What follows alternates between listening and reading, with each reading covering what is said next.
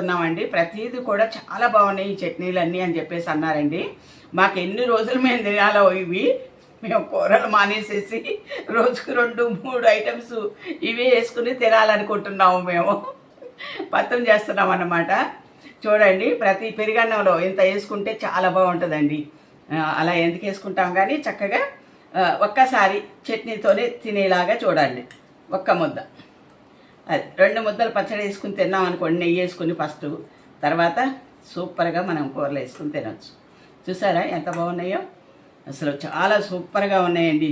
ఇవైతే తాలింపు పెట్టాను, కొన్ని అయితే నేను తాలింపు పెట్టలేదండి, అంతా పచ్చి నూనె పోసుకున్నాను. ఇవి తాలింపు పెట్టాను అన్నమాట.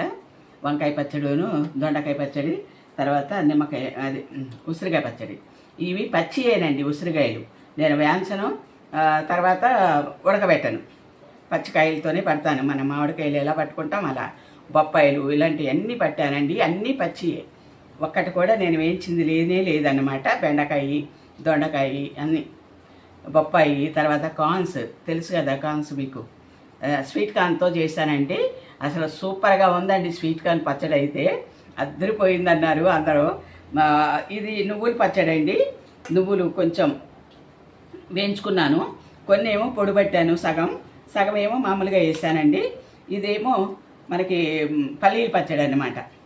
పల్లీలు ఉంటాయి కదా, అవి కొన్ని వేయించుకున్నానండి. వేయించుకుని కొన్ని పొడి పెట్టాను, కొన్ని ఏమో మామూలుగా అట్లా వేసి